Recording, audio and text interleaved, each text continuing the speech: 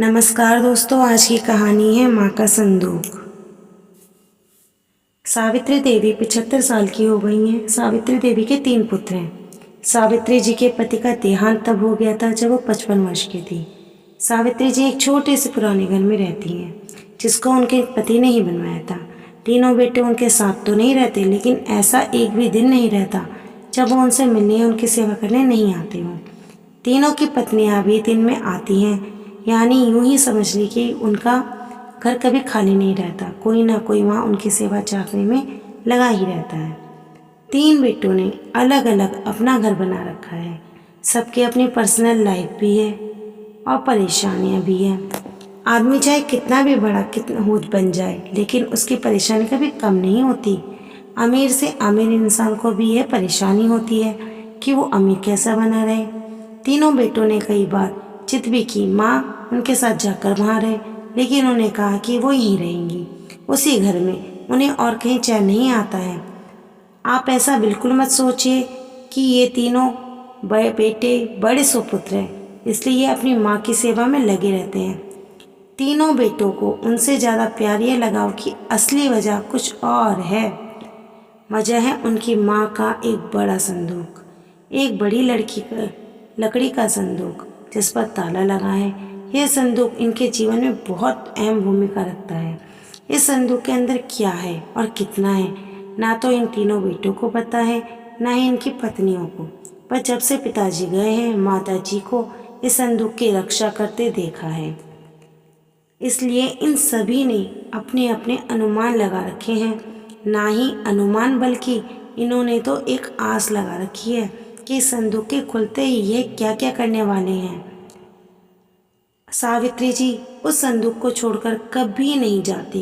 कभी जाती भी है तो अपने कमरे में बड़ा ताला लगाकर ही बाहर निकलती थी। वो सिर्फ थोड़ी देर में ही वापस आ जाती थी। तीनों बेटे और उनकी पत्नी की इस संदूक पर नजर न जाने कब से है। सबने अपनी तरफ से अपनी अपनी कोशिश भी करके देख ली माँ को अपने साथ अपने घर लेके जाने की, ताकि माँ के साथ उनका संदूक भी वहाँ से हिल सके। और फिर जाहिर सी बात है, जिसके घर में माँ रहेगी उसका संदूक। लेकिन सभी एक दूसरे की काट करते हैं। इसकी कृपा है कि माँ के आगे पीछे माँ जी करते न सिर्फ बेटे बल्कि बहुएं भी चक्कर लगाती रहती हैं। लेकिन सावित्री जी भी भली भांति अपने बेटों को समझती हैं।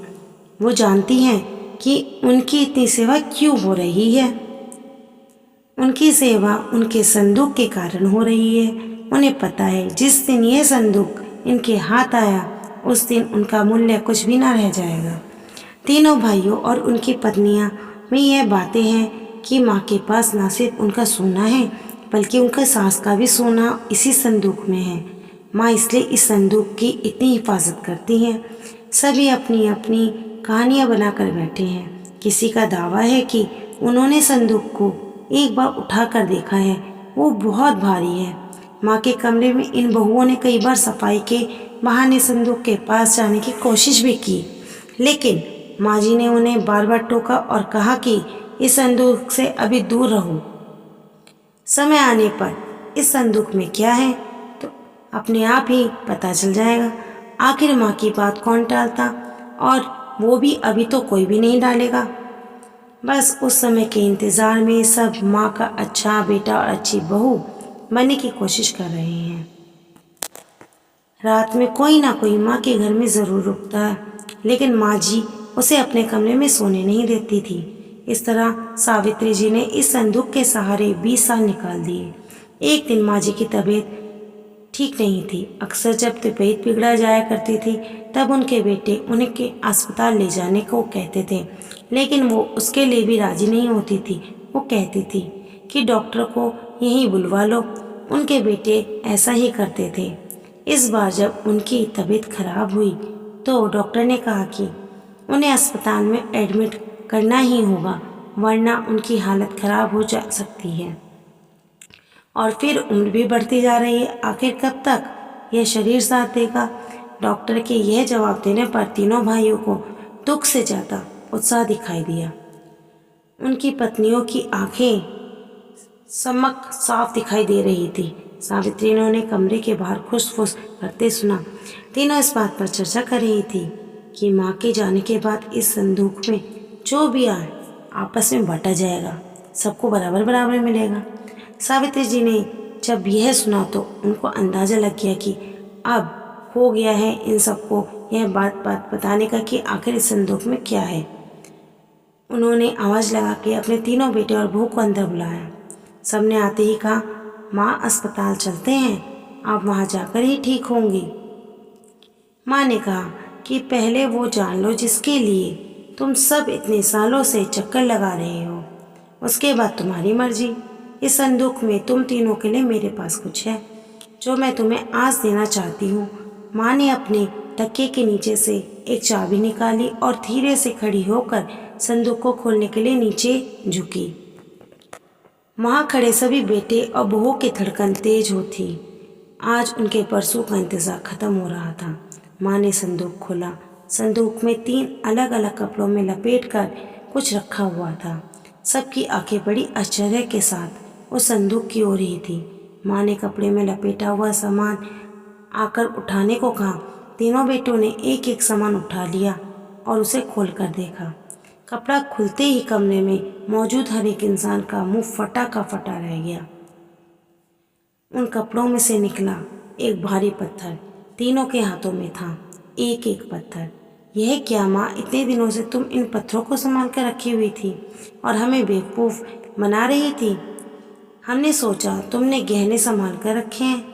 माँ ने कहा, मैंने तुम्हें कब बेवकूफ़ बनाया, और गहने तो थे, बहुत थे, लेकिन कब किसके लिए कितने बेचे इसका मैंने हिसाब नहीं रखा। जब तुम्हारे पिता आखिरी समय में थे तब हमारे पास कुछ नहीं था। तुम तीनों ने शादी के बाद ऐसा मुंह फेरा, क्या तुम्हें पता है कि किस अभाव में उनका अंतिम समय गुजरा। पर उस समय भी उन्होंने तुम्हें कुछ नहीं कहा। उन्होंने उस समय भी मेरा सोचा। उन्हें पता था कि उनके जाने के बाद उनके बेटे मेरा साथ भी यही करने वाले हैं, इसलिए उन्होंने मेरे लिए इस संदूक का उपाय निकाला। देखो कितना सही उपाय दिया था। तुम लोगों को बेवकूफ़ बनाना या तुम लोगों से सेवा करना ना उनका मकसद था ना मेरा। वो तो चाहते थे कि उनके जाने के बाद मैं अकेली ना रहूं, बेटे मेरे साथ हो, मेरी आंखों के सामने, बस यही इच्छा थी।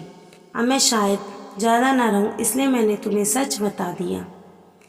सभी बेटे बहू अब कमरे से बड़बड़ाते हुए गुस्से से निकले।